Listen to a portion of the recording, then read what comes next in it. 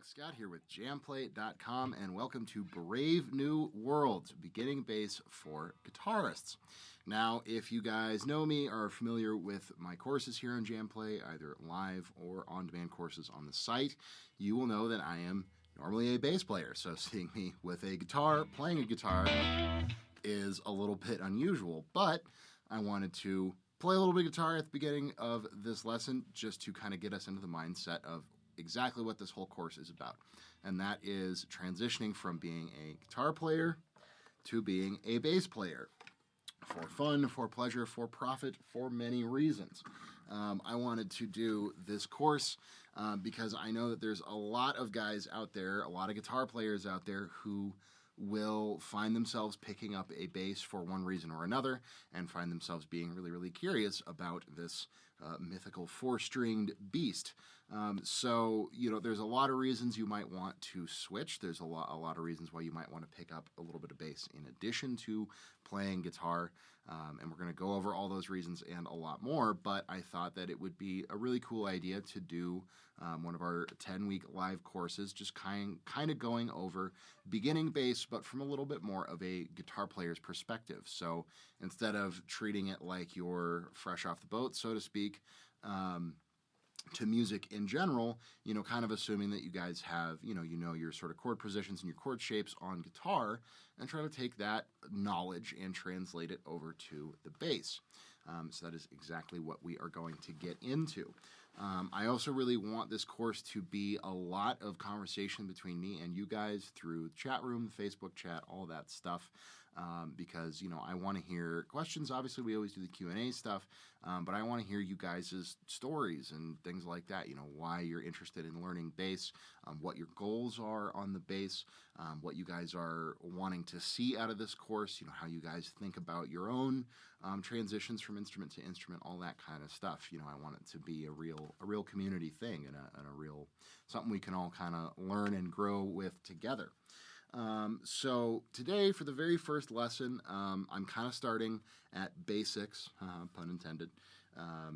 And so if you guys are advanced guitarists, or maybe you already have some experience on the bass, I'm probably going to be covering some stuff that you guys are already familiar with today. So I would encourage you guys to get involved in chat. And if there are some users here, some viewers who are new to the bass or new to stringed instruments in general, jump in, help them out. If there's some questions that I can't get to, maybe you guys can lend some insight. But I just wanted to kick things off by kind of going over, the absolute basics of kind of physical differences between the two instruments, parts and components that you'll see on guitars that you're not going to see on bass, and why, and stuff that you might see on basses that you're not going to see on a guitar, and why that is.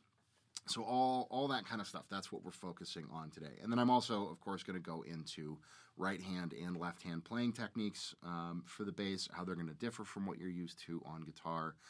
And then we are going to go into some really simple warm-up exercises to get you guys acquainted with your bass.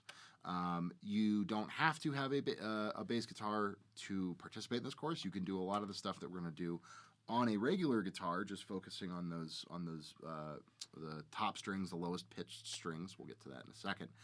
You can do it on a guitar, though. You don't have to have a bass, but I do strongly recommend that you guys find yourself a bass, even if it's just a cheapy guy that you get at a pawn shop or something, so that you can follow along and really get some practice time in and all that kind of stuff. So we'll segue into kind of looking at the physical differences between the two instruments, which are subtle, but kind of get into the functions of the two instruments and how those differ within the context of a band, which is another thing that we're going to be talking a lot about and thinking a lot about. So obviously, the first and foremost difference, if we can get a wide shot here, of both instruments is that obviously this is much bigger and longer than a guitar. Well, that's obviously because the strings are tuned to much lower pitches. Also, obviously, we have 6 strings on a regular guitar and 4 strings on your typical bass. There are 5 and 6 string basses. I'll get into talking a little bit about those later on, but for our focus and for the purposes of this course, we are going to be working with a 4-string bass. And I'll probably bring a couple of different examples so that you guys can see sort of the different general types of basses. This is one of the most common designs for a bass, which is what we call a P bass or a precision bass, originally invented by Leo Fender in 1951. It was the first commercially available electric bass style, and it's very, very, very simple. We just have, it looks like two pickups, and it technically is, but it functions as just one pickup. That is split, so we have kind of a pickup that covers these strings and then a pickup that covers these two strings here, but they function as one pickup. We just have one volume knob. Now there are, of course, basses with multiple pickups. Two pickups is the most common, but one big difference that you will see on guitars that you won't ever really see on basses is how we choose our pickups. And so on a guitar, we have our pickup selector, right? You guys will be familiar, Stratocasters, Telecasters have, or even Les Pauls have, the rhythm switch and the lead switch, or however, on this particular Strat, you have the selector switch to go neck pickup, both pickups, and then bridge pickup. On basses, we use a blend knob. This particular bass does not have one because it only has the one pickup, but we don't very often see pickup selector switches on basses. We see blend switches. Now, this comes out of the sort of idea that bass players generally do a lot more sculpting of their tone on the instrument. So a bass player is going to tend to have fewer pedals, a less advanced, kind of amp system, where on guitar amps you have different channels, right? You might have a drive channel and a clean channel, or a tremolo channel, and then you've got a pedal board with distortion pedals and all that stuff. Bass players are usually a lot simpler. Bass sometimes does use pedals. You can definitely get into that world. I personally do not. I don't own any pedals or use any pedals with the bass. I will do all of my tone sculpting on the bass. So you won't see a pickup selector switch because it kind of limits the tones that you can access on the instrument itself. If you think of a Strat, you have 5 positions, right? You have fully bridge, you have bridge and middle mix, you have just the middle pickup, then you have neck. You have just neck and middle, neck and bridge, or middle and bridge, and then just the bridge, right? Well, on a bass, we like to have a knob so that you can kind of go a clean variant in between. If you have 2 pickups, you can really fade in between the two, and you can get a lot more subtlety in your tone. So you can do a lot more with your tone from the instrument itself. Another thing that you will see on basses that you won't see commonly on guitars are EQ knobs. So a lot of guitars will have tone knobs. This one included has a tone knob for each pickup. You'll see a lot of basses where they have a knob for bass frequencies, a knob for middle frequencies, and a knob for treble frequencies, like you would see like on a home stereo or something. So again, that gets more into your sculpting your tone on your bass itself, and it gives you a lot more options there than you might see on a guitar, where you're using pedals and different amp settings and stuff to work with your tone. When you are in a situation where you're playing with other musicians, this can be really, really helpful, depending on the size of room that you're in, depending on the musical environment that you're in. For instance, if you're playing jazz or funk or fusion, something like that, you might want to bring out more middle and treble tones in your bass, because maybe you're doing some slapping, or you're doing some cool kind of jazz finger style stuff, and you want to bring the articulation out. You want to make it a little bit more present, and you can do all that right there on your bass.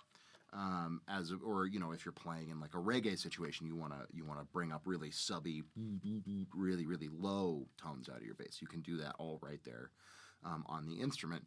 Whereas, again, on guitar, when you're dealing with pedals and different amp channels and all this stuff, you're sculpting your tone across the board. That's kind of where all your different sounds are coming from, and you're using distortion and all that stuff. You don't need quite as many options on your instrument itself because you're controlling things elsewhere. So those are right off the bat two big differences. Now, in terms of scale length and kind of the rest of the instrument, obviously basses have a much longer scale. And when we say scale length, we mean the distance between your bridge, between your saddles, where the strings are resting on the metal down here, and then between your nut, which is the little piece of bone or plastic up here where the strings rest before they hit your tuning machines. Now, the scale length is longer because obviously the strings are a much lower pitch. And without getting too far into physics and stuff, the longer scale length allows these strings to really resonate and sound really good when they're tuned at a lower pitch. Now, that also applies to your string thicknesses, your string gauges. Obviously, bass strings are going to be a lot thicker than guitar strings. Now, if you're transitioning and you're coming straight from playing guitar to going to playing bass, and you are finding it really difficult, and you're finding that these big, fat strings are giving your hands problems, you can go to your local music store and ask for light gauge bass strings, which are going to be, you could get a set that is a 95, 75, 55, 35 even, if you could find one, or 180, 40, 180, 60, 40 gauge strings are going to be on the lighter end. So those might feel a little bit better to your fingers because it can be a little bit jarring to go from, strings that are even unwound. They're so thin. If you look at your highest strings on a guitar and then transitioning into bass, you might have some difficulties of going, wow, these strings are huge and really, girthy. And I'm having a hard time working with it. You can put lighter gauge strings on your bass, and that might help you a little bit. So that's kind of your difference between strings. Also, with the longer scale length, you're immediately going to notice that the frets are farther apart on a bass, obviously, than they are on a guitar. And we'll talk about that a little bit more in a bit here when I get into playing technique. But you are going to have to adjust a little bit your physical posture and your approach, particularly with your left hand, in order to accommodate for the wider fret spacing. That's another thing that you're going to want to keep in mind. Now, if that's something that's bothering you, if you get a normal, like a jazz bass or a precision bass like this one, and you're going, God, this is cool, but it's just really hard for me to stretch and get all these frets in there, they do make short scale basses that are down to a 29, 30, 31-inch scale length, which is much closer to what you'll find on a guitar. So if you are, somebody who's a little bit smaller in stature, maybe your hands are a little bit smaller, there are definitely options for you. If you pick up a bass and you go, God, this is so cool, I love it, it's just so friggin' huge, there are definitely things that we can do about this. We can get the lighter gauge strings, and then you could even look around at a short scale bass, and that's going to help make your transition a little bit easier. So those are the main kind of physical differences. Other than all that stuff, obviously you have the body of the instrument, you have your bridge, you have your pick guard, you have your pickups, controls, your jack. They use the same cable, obviously, which is a 1/4 inch, a normal guitar cable. Still a neck, still a fretboard, still frets, still tuning machines, still a headstock. All the normal stuff still applies between both instruments, but there are a few little things between the two that do not really cross over. Another thing that you will see on guitars that you don't see on basses is your whammy bar or your tremolo bar. There are a few bass players out there, or a few basses out there that do have whammy bars on them, but they are very, very rare. Namely because where you would typically use your whammy bar on a guitar is in soloing to get all those cool squealing, pitch bend, Hendrix, all that kind of stuff.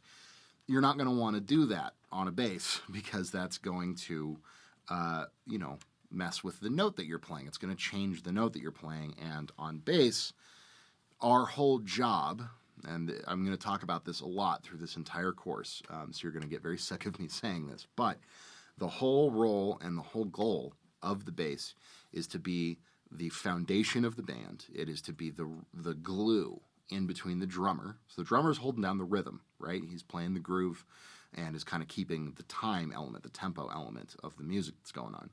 And then over on the other side, you have guitars and you have keyboards and you have vocals and maybe some horns and all that other stuff. And they're playing chords and they're playing solos and melodies and doing all that stuff. Well, there's got to be something in the middle. Bass is that middle ground. So we are rhythmically, we're locking in with the drums, right? We're focusing on kick drum, we're focusing on snare drum, we're focusing on the style, genre of groove that the drummer is playing, and we're matching our rhythm to complement everything that he's doing really, really well. So that's the drum side of it. And then going over to the melody side of it, we are providing the foundational notes for all the chords that are happening. And we're trying to complement all of the harmonic stuff, the harmonic structures that are going on. And when I say harmonic structures, I just mean, if it's a chord progression or somebody's taking a solo in a particular key or using a particular scale, we've got to be clued into all that stuff. And so we're providing the foundational notes for that. So if everybody's kind of jamming along in the key of G, you can bet your socks that we are going to be focusing on playing a G, right? Or notes within a G chord, whether it's a minor chord or a major chord or whatever. Our job is to emphasize those notes because we sit at the bottom, or typically the lowest instrument that's playing in a band setting or in any musical setting. So we're, again, we're the glue, we're the meeting point of that, the rhythmic aspect over here, and then the melodic and harmonic aspect over here. We live with one foot in each world. So keeping that in mind, if you think of something like a whammy bar that you would find on a guitar, obviously the whammy bar changes the pitch of the string. So if I... come here. If I do that on a bass, obviously I'm changing the note and I'm getting all kinds of in-between notes. So that doesn't do its job of being that foundation note. If it's changing, there's no foundation. The foundation is shifting around. And if you have a foundation shifting around underneath your house or underneath a building, that means there's an earthquake going on. And it's a very bad thing. We don't want that. So you're not going to find stuff like that. Whammy bars or like a Bigsby tremolo or anything like that, you're not going to find on a bass. Because it's not the point of the instrument. It's not the focus of the instrument. Which even then can get into a little bit of like why bass players typically use fewer pedals. Or even if we do use pedals, ones that are very different or slightly different to ones that you would use on a guitar. You won't find many bass players who use really heavy distortions. There's definitely distortion and fuzz for bass, but some of the like tube screamers and, metal zone stuff that you'll find for guitars doesn't get used on bass a whole lot, because the more you distort that frequency, the more you distort your tone, the harder it is for you to really hear what note you're playing. And the harder it is for that note to get through, the less of a foundation everything is going to have. So that is like the number one starting point for everybody as a guitar player moving to playing bass. That's like the one thing that I want you guys to really keep in mind throughout this whole course, and everything that we look at is just really being conscious of the role of a guitar in a band and the role of the bass in a band, and that they're very complementary roles and there's some crossover. But really, you're going from, if you're a lead guitar player, from being the focus and soloing and playing the melodies and stuff, or if you're a rhythm guitar player, playing big full chord voicings and kind of moving around and stuff like that. That's less the focus, and now we're really focusing on being the foundation. We're the ground level of the building. We're kind of what everything is sitting on top of, and that's can get into why bass has a reputation for being more of kind of a boring instrument, which is unfortunate, and I kind of resent. So if you've ever made bass player jokes about, bass players it's simple, it's easy, it's boring. It can look that way from the outside, but if I do my job right and we get through these 10 weeks together, you guys are going to see that there's a lot of nuance and there's a lot of sort of theory and a lot of intellectualism that goes into playing bass that you might not have considered before. And if you guys are guitar players in bands, you might be able to go to the bass player in your band and go, gee, sorry, whoa, my guitar's falling over. You can go to the bass player in your band and say, hey, sorry, I was making fun of you the other week for being so simple. I've been learning bass, and now you can kind of learn to appreciate the subtleties, the nuances. So let's talk a little bit about playing technique now. Now, I'm sure all you guys, especially if you're seasoned guitar players or intermediate guitar players, what have you, you're very used to playing with a pick. You can absolutely play bass with a pick. There's nothing wrong with it. Lots and lots of famous bass players have done it over the course of the history of the instrument. And so it will be a very easy fallback for you guys to just grab your pick, and you already have your right hand technique. You're already going to know all that stuff, whether you're, downstrokes, upstrokes, alternate picking, all that stuff can be applied to the bass. But I would implore you, as your instructor, I would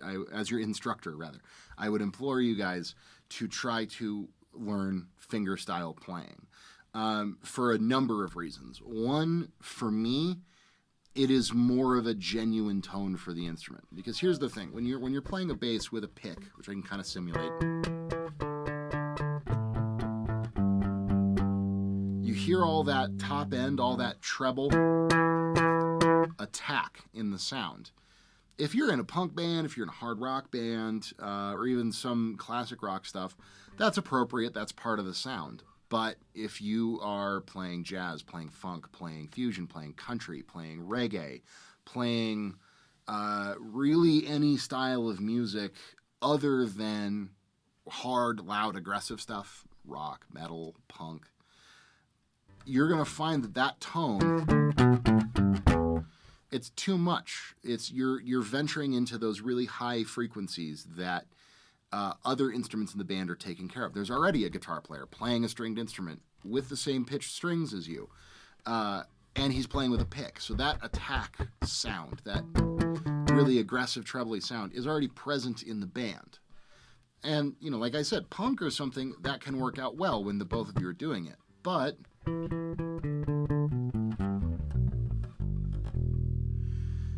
playing with your fingers is so much rounder and so much smoother and really helps you to fill that role of being the foundation of the band, right? So that would be reason number one why I would say I would definitely try to learn to play fingerstyle, playing with your fingers.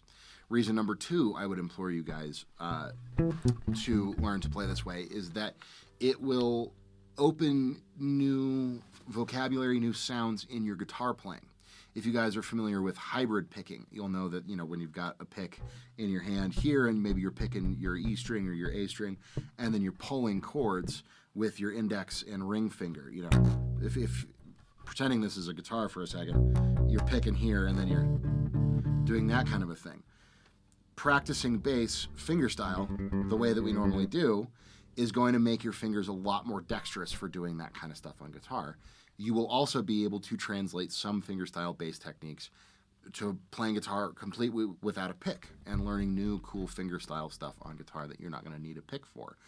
And, if you're a player who plays exclusively with a pick on guitar, maybe the next time you grab your guitar, you'll put your pick down and you'll start experimenting with some of the stuff that you've tried out on bass. And it's going to open you up to a whole new world of techniques and sounds and ways to express yourself on the guitar that you might not have thought about, that you might not be familiar with, or might be a totally new thing for you.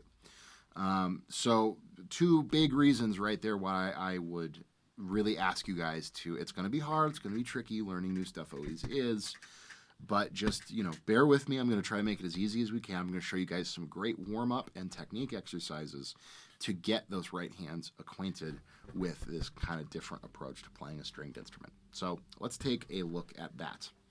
Starting with our right hand technique. There's some differences in the left hand too, not as bad, but let's for now focus on the right hand. So basically, the way that is easiest for me to think about this is I call it the walking man approach. And that is, to normally fingerstyle bass, we use our index finger and our middle finger, right? And the easiest way to think about the technique is to just make a little dude. Put him here, and he just walks around, right?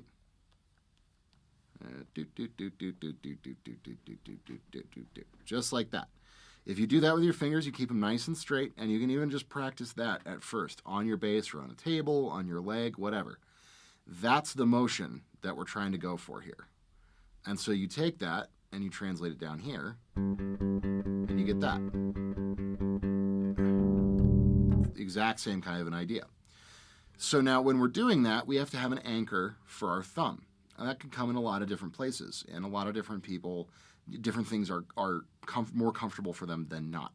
So some people anchor on the pickup. So if you guys see the top of my pickup right here, I'm just going to take my thumb and just plonk it right down on there, and then drop my hand down. So now I've got a nice stable support for my whole hand. It's kind of holding up the weight of my hand and my arm, and then that frees up these hands to do everything they need to do. Okay. That's one way of going about it. Some guys find it easier to anchor here, particularly if they have bigger hands and longer fingers. You can anchor up on the top of the pick guard. Some guys will anchor off the bottom of the neck, okay, like that. Some guys, like myself, I will often anchor on the E string. And then when I need to play my low E string, I'll move it up to the pick, to the pickup. And then when I need to play other strings, I'll come down. This lends in a bit of a more closed thing, which is just a little bit more comfortable for my particular hand. Now, obviously, this is a little bit more advanced, and you can even move down and rest it on the A string or the D string. I like it because it gives me a lot of leverage. okay? As opposed to here, I'm using a bit more muscle to try to pull that string, whereas if I can get my thumb closer, that pincer kind of a feeling, that pincer kind of movement is going to have a little bit more oomph behind it. Now, I would just encourage you guys to really, experiment with this, see what is most comfortable for you. If you like what I call the floating thumb, which is what I do, where it kind of moves around, great. If you want to anchor it on the pickup, great. Neck, any of these things are fine. Just experiment with it until you find something that is most comfortable for you, and then go with that. So that's our basic right hand technique. Now, there will be some other stuff with the right hand that we can get into a little bit later on if you guys want, in terms of playing with your thumb like this. Then, of course, there's the classic slap and pop technique, which if you guys are interested in that, definitely bring it up in the chat section, in the little comments section there, and we will definitely, I can talk about that a little bit as well. But the meat and potatoes of it is this finger style kind of little walking man technique, right? So again, if you guys are struggling to get through the lessons and struggling to practice your bass without grabbing your pick, that's okay. There's no law against it, certainly, and there's lots and lots and lots of great bass players out there who use picks and even use picks exclusively. I would just, again, really kind of ask, have an open mind and really try to do this finger style thing, not only for the sake of the instrument and the tone of the instrument, but also because it's another thing that your hand can then do, and it'll give you a lot of new ideas and cool new techniques to try out on guitar. And again, guys, as I'm going through this stuff, if you have any questions, any stories, anecdotes, comments, thoughts, ideas, anything like that, please get them in the chat box. I've got Captain Cook here, man in my side, handling the tech side of things, and he will get them up on screen, and then we can do the dialogue thing, do the back and forth. And I really, in addition to questions, I would love to hear you guys' stories. Why are you wanting to look at the bass? Why are you wanting to learn more bass? What are your goals? Is your band down a bass player? Do you want to try to pick up some gigs? Is it just something you're interested in? Who are your favorite bass players? Who's inspired you? I want to hear all that stuff from you guys, because it's really cool for me, and it gives me more insight into how I can teach you guys better, how we can do this course together better, and help you guys with that transition from guitar to bass. It looks like do we have somebody jumping in already? Awesome, great. We have one comment from awesome. Michael Rooney. He says, I moved the finger rest from under the strings to above the strings. Yeah, absolutely. That's a great point, Mike. And thanks so much for tuning in. So you will a lot of times see basses, and I honestly personally don't even really know why they did this back in the day. They don't really anymore, but they would put a big rubber block down here. I guess it was so you could kind of grab with this and then use your thumb to play. Even all the years that I've played bass, I've never been sure why they put it down here. But if you do happen to have a bass, like an old jazz bass or P bass, that has a rubber stopper somewhere, which it's just a little, kind of rectangular piece of rubber that sticks up, and it's designed as a finger rest, you can take that and you can move it anywhere up here, above the strings, if that's a little bit more comfortable for you. And then you can, find your own, because everybody's arm is different. So when your hand is all in through here, not only is it going to affect the tone of the bass, you can kind of hear how the sound of the instrument changes. This might be really uncomfortable for some people, whereas for me, having my hand down here by the bridge is really comfortable, and vice versa. Some people might be uncomfortable here, whereas others might be more comfortable. So if you have a finger rest, that little piece of rubber, you can screw it in or tack it on anywhere in here and really experiment and get it tuned into your sound and what is most comfortable for your body. So that's great input, and thanks for saying that, Mike. That's definitely something that can be really, really helpful. And you want to start, whenever you start getting into any new instrument, but bass definitely, because it's so big and there's tension on the strings, and it takes a little bit more muscle to play than a guitar or smaller instruments. It's important to start comfortable and learn comfortably. You don't want to, if you feel anything in your technique or in the instrument that's causing you pain or discomfort, you definitely want to take a look at that. Chime in if you have a specific question about that. I can definitely lend some insight, because if you start to develop bad habits like that, or you are forcing your body to do something that it doesn't want to do, it's only going to cause problems for you later and make your journey on learning bass more difficult and less pleasant. You're going to pick up the instrument less. So, really experiment and take the time and listen to your body, listen to your hands, listen to your arms, listen to your back, all that kind of stuff. And your body will tell you, will do very loud and clear that, yeah, that's cozy, that's comfortable, whether it's the neck lower, the neck higher, all this different stuff. Probably going to knock my guitar over again before the end of this lesson. But anyways, yeah, really just paying attention to your body, paying attention to being comfortable, all that kind of stuff. Very important. So now let's talk for a second about left-hand technique and how that is going to differ a little bit. And this one is a lot more similar from guitar to bass, because obviously it's fretting, it's the same basic motion. The one thing that you guys are not going to do on a bass that people do a lot on guitar is using the thumb to fret over the top of the neck. For certain like bar chords and shapes on the guitar, where you're coming over and maybe fretting that low E string, that sixth string, with your thumb, and then you're playing a closed position up here. That's really not something that we're going to be doing on the bass. And just overall, this kind of a grip, where we've got kind of the meat behind our thumb up here, and the thumb's kind of hanging out on top. I'll do it occasionally because I've been playing for a long time, but for beginning guys, I really recommend starting with a bit more of a traditional, so to speak, hand position, which is something a little bit more like this. And there's a couple really easy ways to make sure that you are in the right spot. So the first thing, just like over here, we've got our running man for our right hand, right? For our left hand, we have what I call the taco, or the sandwich, which is exactly that. So you got a taco, and you're going to take a little bite of your taco or a bite of your sandwich. You're just going to take that shape, right? Just like you're holding something of that nature, and you're going to bring it right around. And on the back of your neck on the bass, a lot of basses will have this wood stripe, okay? Now, it's there to help keep the neck stable and do some other things, but it's also a really great guideline of exactly where the middle of the neck is. And so you're going to put your thumb right there, and then we're going to do our little sandwich, right? Flip it over, and boom, there you go. That should be a really nice, easy, comfortable position. And, some people, you might want to kink your arm out or draw your arm in a little bit more. Again, find what's comfortable for you. But that's really where you're going to want to live.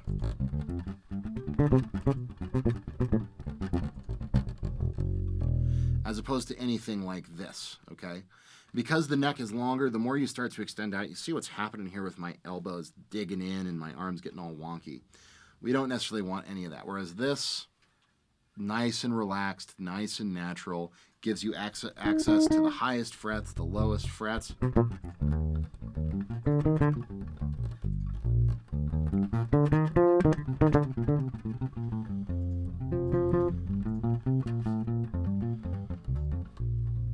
Right? And you can see my thumb peeking up a little bit, but generally I'm always going to be in that ballpark in terms of my left hand, which again is very, very similar to guitar technique. I know that's a traditional guitar teacher is going to tell you to do the same thing, and that there's a lot of guitar teachers or players who might frown on that thumb coming over the top too. But I just know that that's a lot more common of a thing that happens on guitar, and you want to kind of avoid it on bass.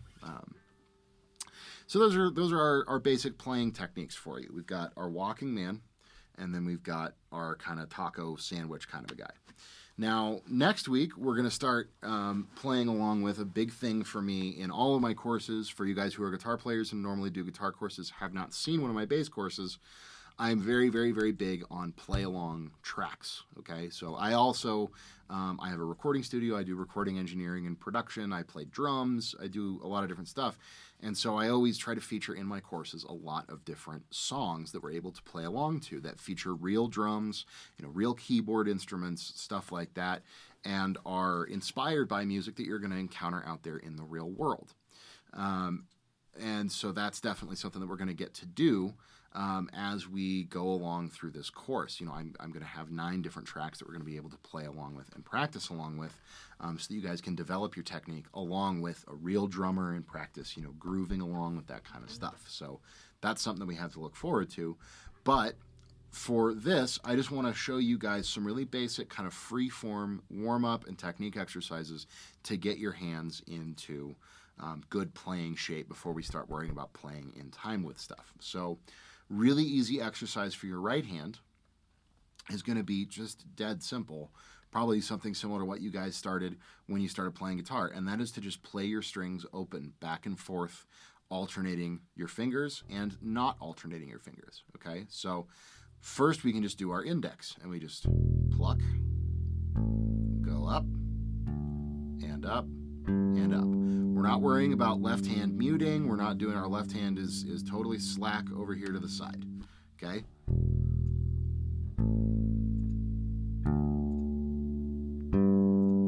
And then back down. And just let them ring. It's fine. We're just starting, okay? Just like that, up and down, starting with just your index. Maybe getting a little bit faster, but we're not worrying about time. We're not worrying about muting, any of that stuff. And then we're going to do it with our middle finger. Same exact thing, okay? And then finally you can alternate them. So start with the index.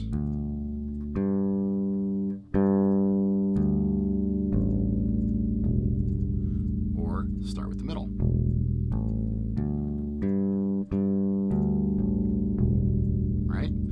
And so just getting used to, and you can do this while you're watching TV, with Netflix, with browsing the internet, whatever, but just sitting there and getting used to that motion.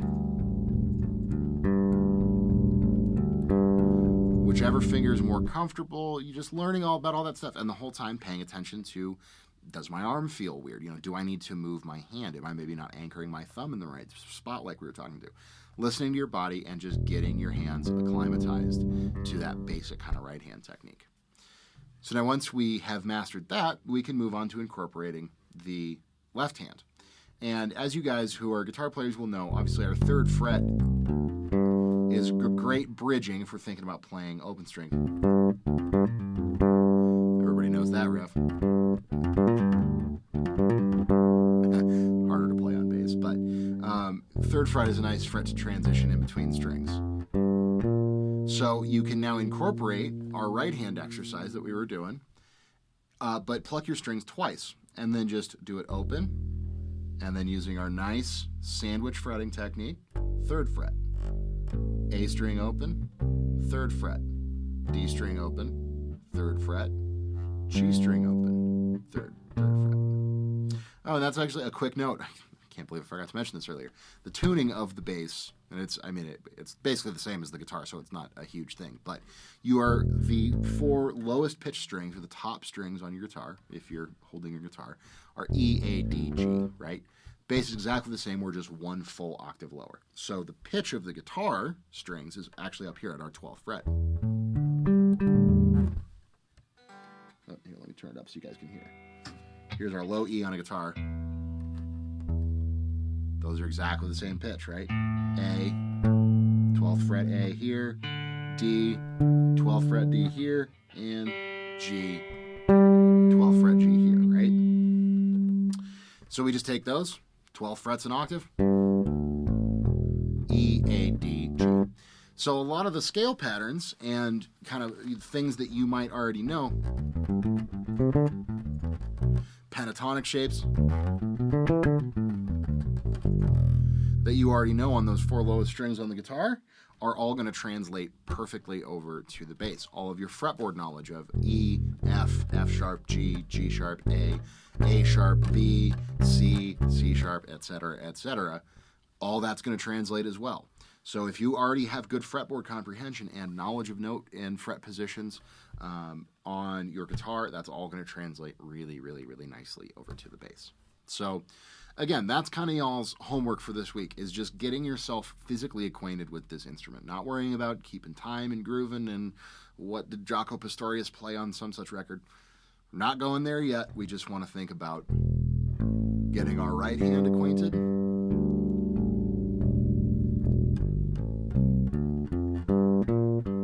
And getting our fretting hand acquainted. And you can move around to different frets, dudes.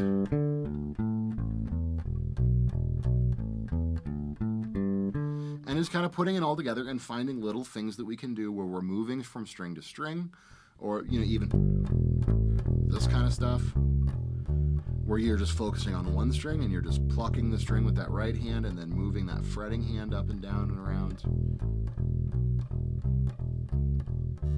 Right?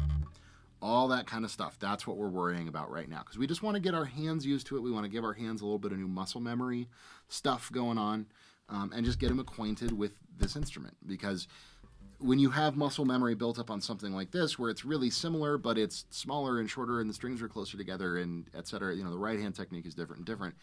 It can be really easy to carry over bad habits from the guitar, or to be translating stuff from the guitar that is going to impede your bass playing later on as you kind of progress along on the instrument.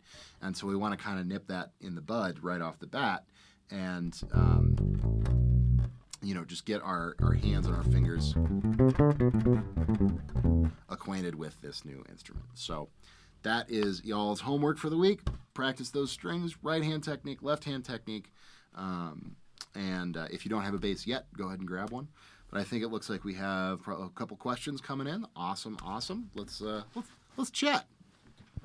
All right, so Strat 2010 says, I am looking to learn bass only to add it to songs in my DAW and have it feel and sound good versus via keyboard. Absolutely. That is a perfectly awesome reason to learn bass. And that, honestly, like, what you'll probably end up finding is that it's going to give you new perspectives on songwriting. It's going to give you new perspectives on your guitar playing, on the compositions that you're recording in your DAW. And for those of you guys who don't know, a DAW is a digital audio workstation. It's recording software, so like Pro Tools or Logic or anything like that is what we call a DAW. So yeah, absolutely, man. Honestly, it's funny. That is why I initially started to learn guitar. Because I'm kind of coming at this from the opposite perspective of you guys. I'm a bass player who then learned stuff on guitar because I was doing all this work, making records and making songs and stuff like that. And I didn't want to have to hire a guitar player every single time and, all this kind of stuff. And so I started to pick up stuff on the guitar. So it was exactly the same thing, just in the other direction. And I would really encourage you to learn as much as you can about the bass, because A, it's going to give you the most convincing sound when you're recording. It's going to sound like you're really a good bass player is laying down a good groove on your tune. And I guarantee you it's going to give you a whole new perspective.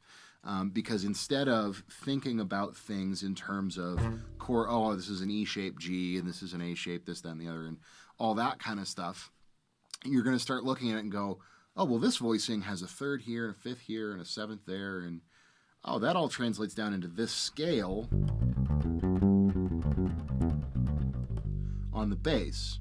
And that's going to give you all kinds of new ideas. Even if you already look at guitar that way, doing it from this perspective and thinking from a bass player's perspective, instead of having to worry about chord voicings and having to worry about melodies and worry about all that kind of top end stuff, you're thinking more about the foundation of everything and the fundamental of everything. And so that's awesome. That's a really, really great reason to learn bass in the first place. And I think that the more that you do that and the more you think about things from that perspective, it's going to give you a new perspective on everything else that you do. So awesome. Thank you for your input. I wish you the best of luck. Shoot over one of your tunes sometime. I'd love to hear what you're creating as a fellow producer. So thanks for chiming in, man. Appreciate it. All right.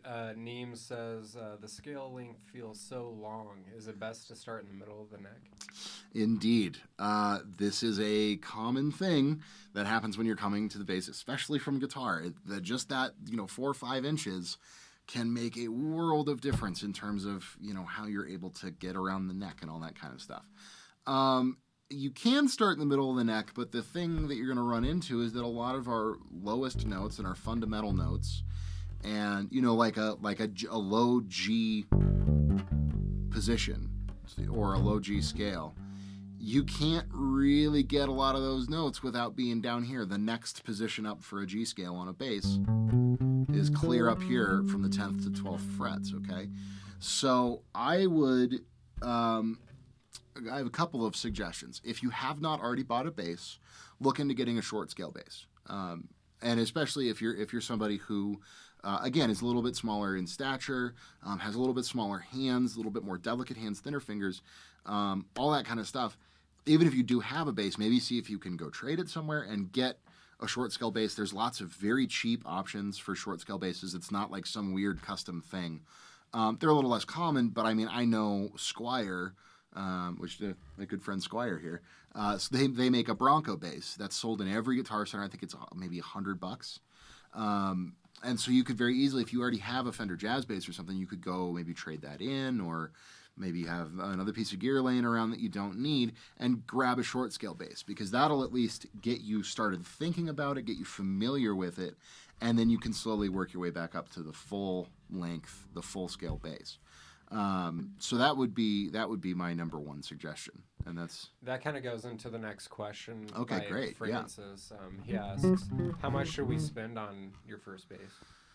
I would say that you should.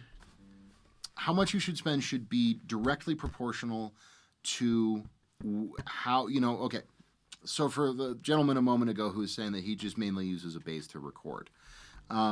If you're thinking that, I'm going to pick this up, but it's kind of cool, but I'm going to plunk around on it. If I need to grab it at a jam session, I will. I just kind of want to learn a little bit more about it. You might not want to invest quite as much. So maybe it's a thing of going to a pawn shop and finding something that's $100, $200, $150, whatever. Something you like that you think looks cool, whatever, and just something that is functional and will satiate that, because really you're a guitar player. Maybe you have some other nice guitars, and that's really where your focus is.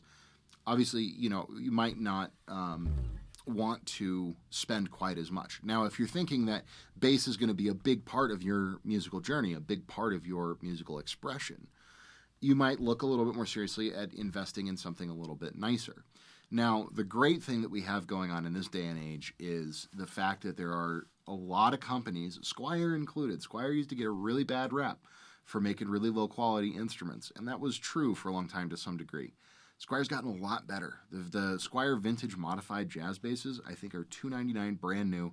They play great. There's a company called Sire. You guys will probably see. I will bring my Sire at some point. It's a jazz bass clone that's made overseas, but it's, they start around $400. And, I play 200 plus shows a year. I mean, I'm a full-time professional bass player, and I bought a $400 Squier bass. I use it constantly. They're incredible instruments. So just because something is inexpensive does not necessarily mean it's going to be bad. Just because something expensive does not necessarily mean it's going to be good. But I would really, I would just keep in mind what is your goal. If your goal is to plunk around a little bit, maybe grab it on occasion that you need it for a jam session or something, it might not be as important of an investment to make. But if you're thinking that you want it to really, if you're enjoying it and you want it to really be something that you focus on, buying a good quality instrument is always something that I would advise.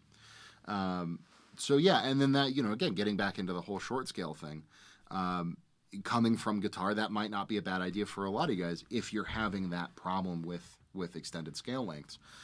Is looking into getting a short scale, a nice one or a less expensive one, either way.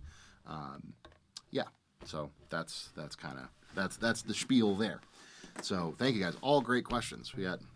All right, next question from IQB. Will you talk about fretless bass? Sure, absolutely. Thanks for inquiring, IQB. Fretless is an interesting beast.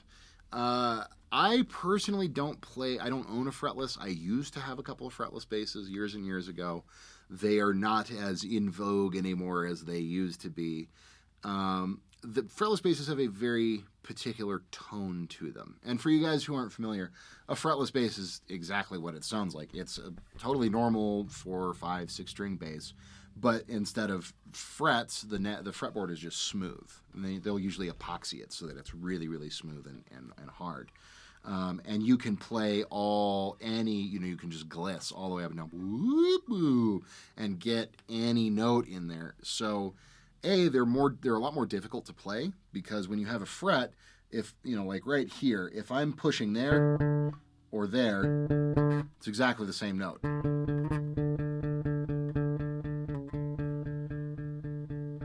That's all a D, right? On a fretless bass, that would be going, it would be all those tiny little micro pitches in between the two because there's no fret. When we fret our instrument, obviously the fret is what is causing that note to sound because the string is resting against it. It's becoming a temporary nut.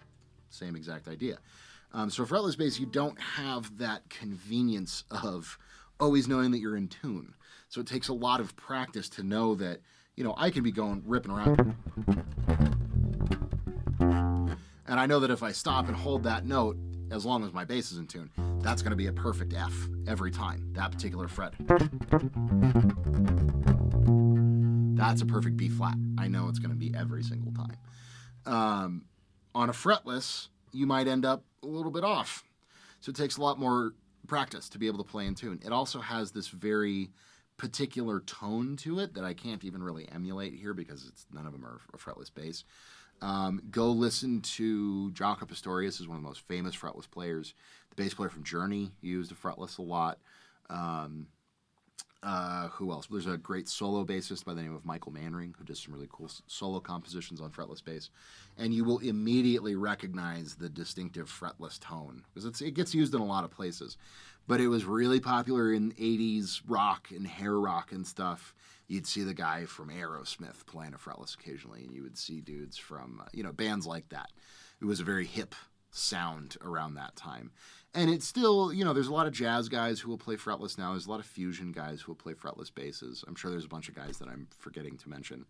But it's a much more specialized thing. Like if I was playing like a good old, like a funk or R&B or classic rock gig where I'm playing like Hendrix and stuff, I'd never bring a fretless bass because the tone isn't right. It's a lot more work. And for that kind of stuff, you want just to really, you're just looking for simple. You're not getting fancy. You're not doing, slides and all this kind of stuff. You just want to focus on, again, considering our role in the band, we're the foundation. And so on a fretless, you start to mess around with stuff like that where you got to worry about being in tune and all that kind of stuff. For advanced players, it can be a really cool kind of color to have in your palette of bass sounds. It can be great practice, technique-wise, for really nailing all those notes and knowing that your intonation's always good and that kind of stuff. But for beginners or somebody coming from guitar and moving to bass, it's not something I would recommend picking up from a starter's perspective because it's going to be a lot more difficult. If you like a particular band that uses a lot of fretless, or you like a bass player that uses fretless, or that's something you really want to work towards, grab one. They're definitely around, and elements of it can be really, really good for practice on fretted bass too. But as a general rule of thumb, it's not something I usually really recommend. It's like a 6-string bass or something. I wouldn't really recommend it for a beginner until they really know that, I want to really learn how to play fretless bass. That's something I want to get into. So those would be my thoughts on fretless. But thanks for bringing them up. Absolutely. All right, next question. Well, this is kind of a comment. Yeah. I just tend to like the feel of bass better physically, playing the thicker strings with my fingers. I like the low end, and Tool and Primus made me want to get into bass. Absolutely. We are brothers from another mother, my friend, or brother and sister from another mother. I started playing bass because of Les Claypool from Primus. My older brother was a huge Primus fanatic in the early 90s, not to date myself, but and he was always listening to all these great Primus records, and I was always like, what's that instrument? And as soon as I learned it was the bass, I wanted to be able to do all the, Jerry, all that kind of stuff. I loved it. So Les was a huge influence on me. Justin Chancellor, the bass player from Tool, is a fantastic bass player. Great riffs, really great tone.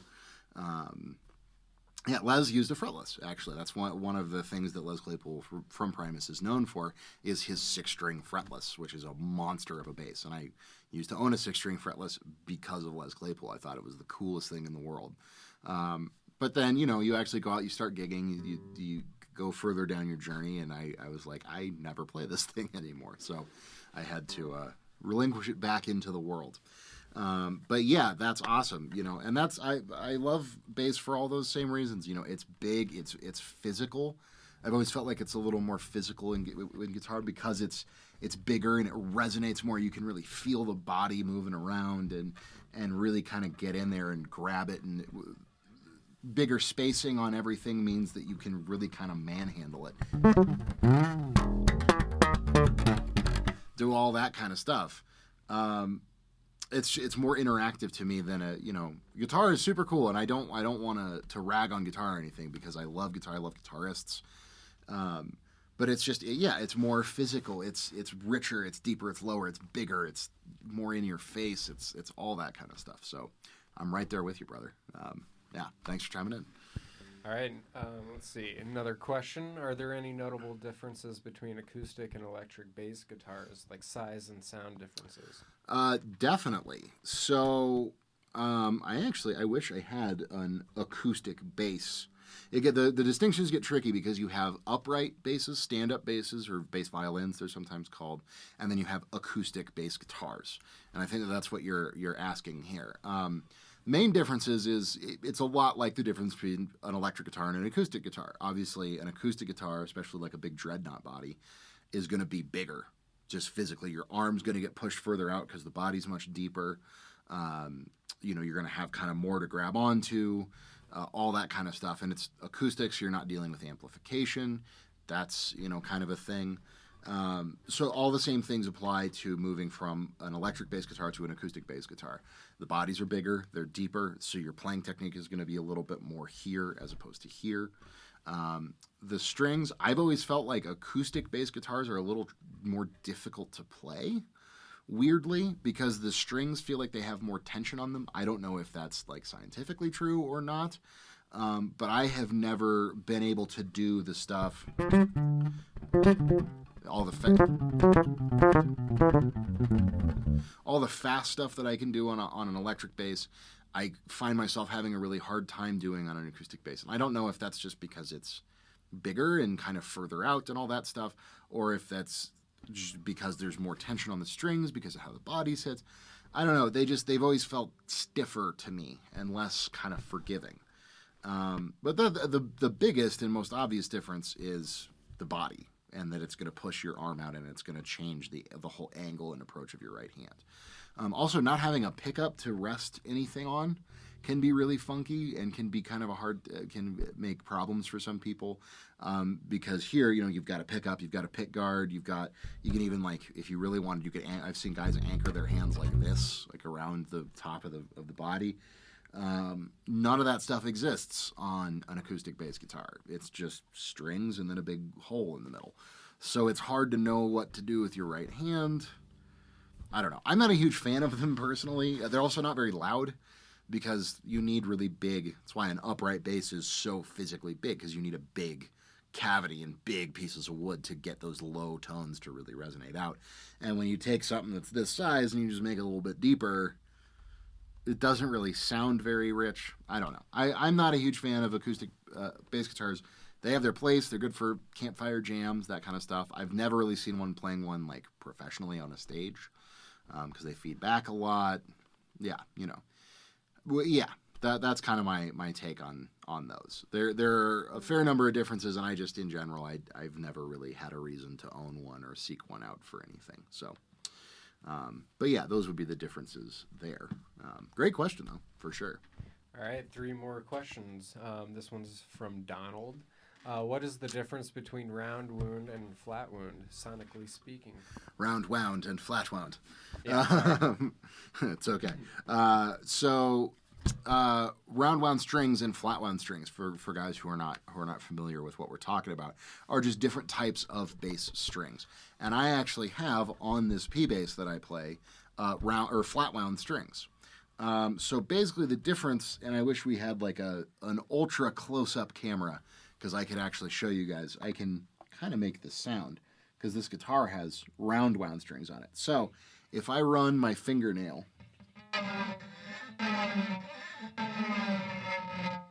that's the sound of, basically it's a steel core, and then they wind around, it's round wound, they wind a round wire all the way around the core. So what you end up with is the surface of your string.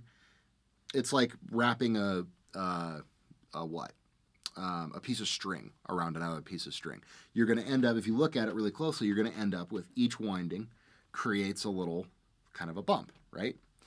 So that would be a round wound string. Whereas on my bass here, hear how there's no sound when I'm running my finger up and down? That's because it's completely flat. And let's see if the camera will focus. It's really hard to tell on screen. Basically, instead of winding the core of the string with a round wire, they have a flat ribbon that they wind around it. So you have a very, very smooth surface on the string. Now the tonal difference, round wound strings are much brighter. They have a lot more treble frequencies. So I would use round wound strings if you are playing a lot of slap pop type stuff, or if you want just a really bright kind of full range frequency response out of your bass. If you like to have those really high highs and mids and lows all in equal proportion, again, before you do any EQing or tone or anything, round wound strings are going to give you that full spectrum of tone. And the reason for that is that when you have all those tiny little ridges on the string, you have a lot of high frequency vibrations that happen. So they lend a more high frequency focused overall sound. A flat wound has a much less surface area on it, and it's much kind of smoother and flatter, and so it gives you a much lower fundamental. So even though I have my tone all the way up and we're not doing any EQing when we're, sending the sound of the bass out to you guys, you can hear there's very little brightness there. There's no real treble frequencies. It's a very dark, very kind of rolled off, low, subby kind of a tone, which I prefer, on a P bass because of how a P bass sounds naturally with the one pickup and the body shape and everything. And then also it's just, if I'm doing R&B gigs, country gigs, that kind of stuff where I'm really, the whole night I'm just going to be sitting here going,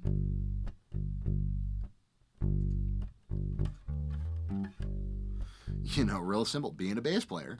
I want that really low, just kind of bass fundamental tone. I don't want a lot of high sparkly stuff to get in the way of the rest of the band. I just want that low fundamental.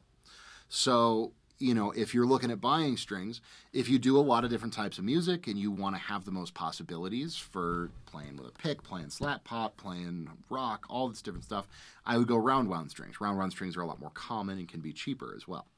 But if you find yourself really loving like old Motown, old R&B, old country, basically stuff where you have that really deep kind of rolled off bass sound, flat wounds are great for that. They also feel very different to play on as well. But in terms of sonic difference, that's the big thing. Flat wounds are going to be darker, more low fundamental.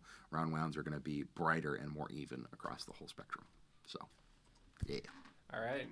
Next question from Daniel. Can you practice bass on normal 6 strings guitar? Greetings, Daniel. Excellent question. Sort of. The answer to that is sort of. What you can practice on a normal 6-string guitar is, and here I will grab my guitar real quick so I can show you what I mean. You can practice sort of left-hand stuff. You can practice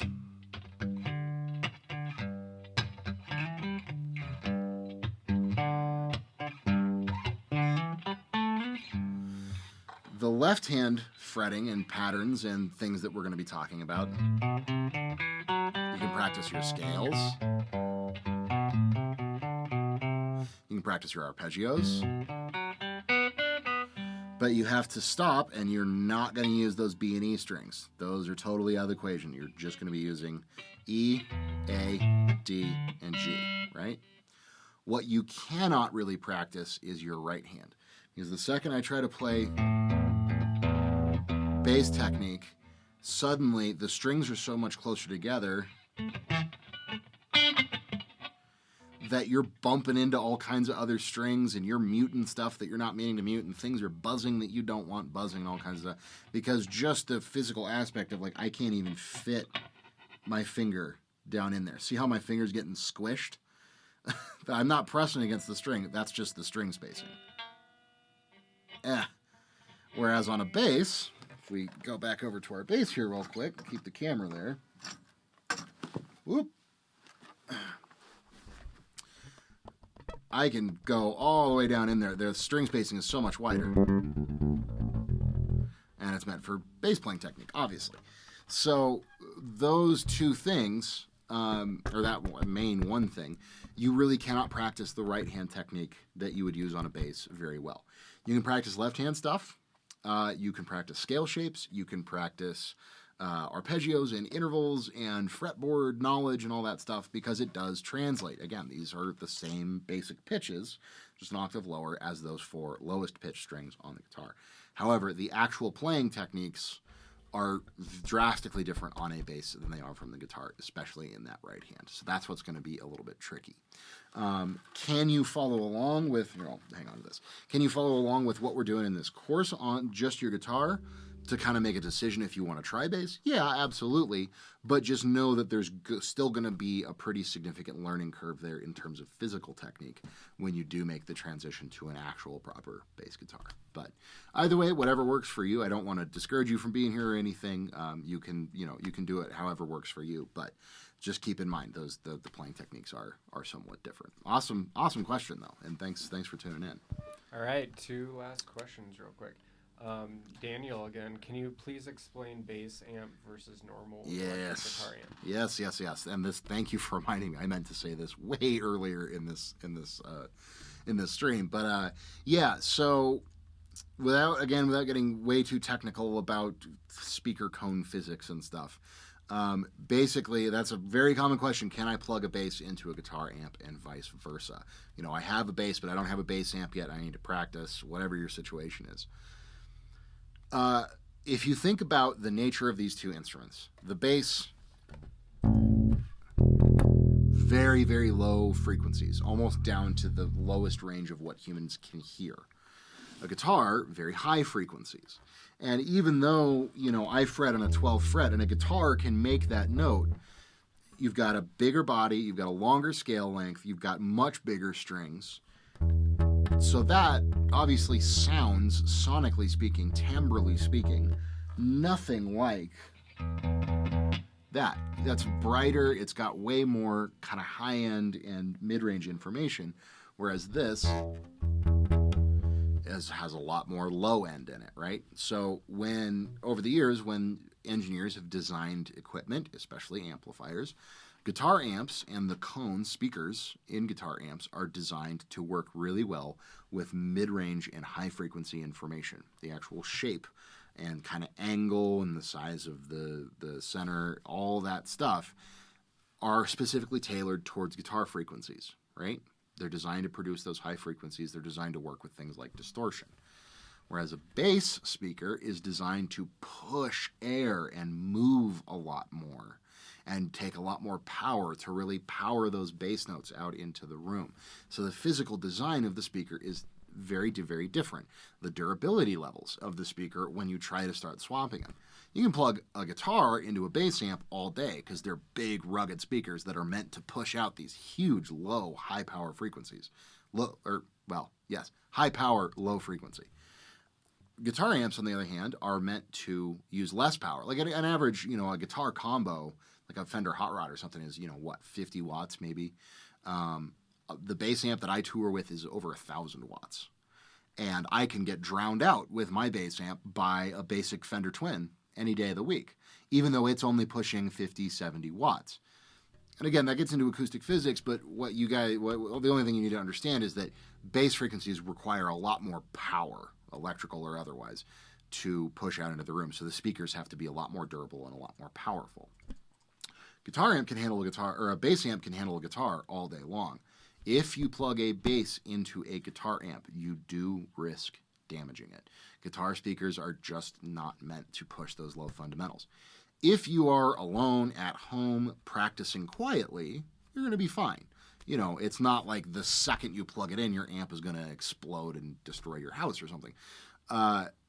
But the more you turn it up, the more it's going to distort, the more you're going to push the speakers into doing things that they're not supposed to be doing. And yes, you will tear speaker cones, you will blow power amps, that kind of stuff. So you want to be very careful. If you're playing in a band, do not use a guitar amp to play bass. Just don't do it. Even if it's a really, really powerful and loud guitar amp and it's the speakers are blah, blah, blah. Rule of thumb, don't do it. For home practice, practicing on your own, doing stuff really quietly, you'll be okay. Use your ears. If it starts to sound weird, if it starts to get really, really hot, if you hear that kind of flubby distortion, crackling, anything like that, stop, turn the amp off, unplug.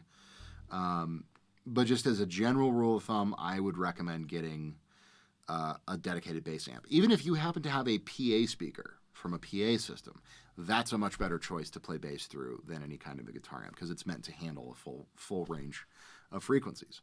But I would invest in, again, pawn shops are your friend, Guitar Center used, eBay, all that kind of stuff is your friend. You can find a cheap little bass practice amp for $20 or $30 somewhere, I guarantee it.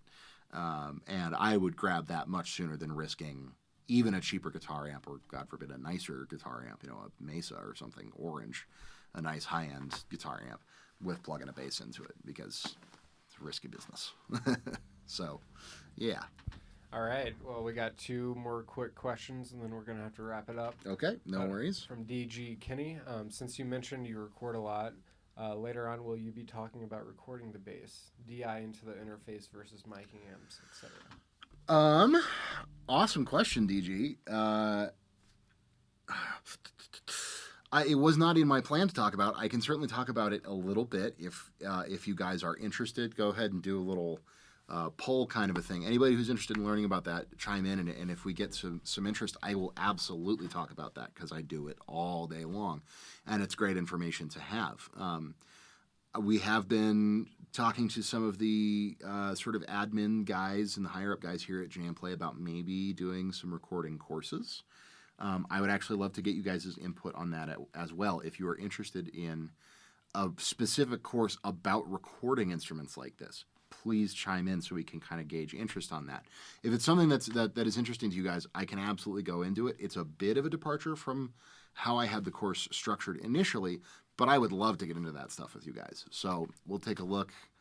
Is there a consensus forming in the... No? Okay.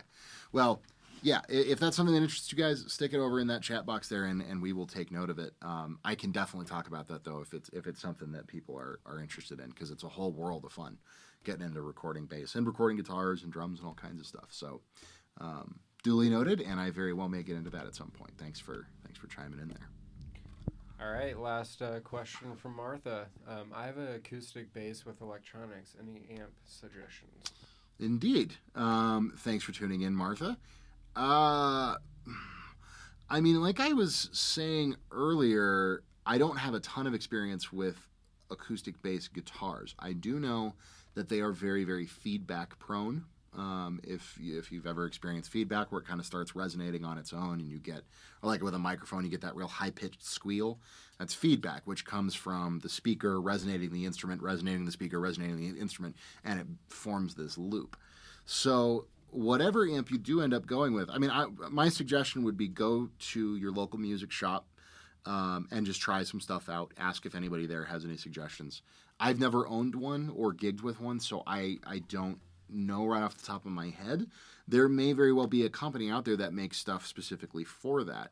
But I would, poke around online. If anybody else happens to have experience with that in the chat, let Martha know what you've used in the past. But yeah, talkbass.com is a great resource. That's talkbass.com. It's a bass guitar forum, all things bass, upright bass, acoustic bass, all that stuff. So there will be some great suggestions on there. And yeah, I would just go to your local, mom and pop music shop, Guitar Center, or whatever, and just plug into some different amps and see what you like the sound of. Nothing is better than having some options and trying them and finding one that you like. But just do be aware that issue with feedback where you're going to play a note and obviously it comes out the amp, but then the amp actually causes the bass to vibrate. which then sends the vibration to the amp, which sends it back to the bass, which sends it to the amp, and there's a vibrate, vibrate, vibrate. That's going to give you that feedback loop. So do be aware that that is something that you'll be having to deal with a little bit. You should be able to get it under control, no problem, if you have the right amp and set it up in the right way. But yeah, I would poke around online or visit your local music shop to get a little bit more information about that in particular. Awesome question, though. Guys, I got to say, I am loving everything everybody's saying. I'm loving these conversations, loving these questions.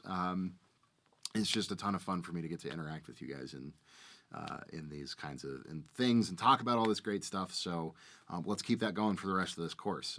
Definitely something that I really enjoy doing, and I hope that my insight can lend you guys some information. And I think, let's see here. Yes, that is going to... That's where it's about time, yeah? Yeah, okay, definitely. Cool. Well, that'll do it for us today. I will be back here next week, same time, same place. It's going to be, 8 p.m. Eastern, 6 p.m. Mountain, I believe, or 5 p.m. Pacific. I do teach a course earlier than this one. We're doing a duo course with my good buddy Dave Brown, who is a fantastic guitar player. Hopefully a lot of you guys tuned into that. If you are just tuning into this one, next week you can kind of get an Alex double feature with the Playing Together course and then with this course. So we got all kinds of great stuff for you guys on Tuesdays. But in any case, just thank you so much again for tuning in. I really hope that we have a good time going through this stuff. Hope I can get you guys started on some bass. And yeah, we will see you next week. Thanks, guys.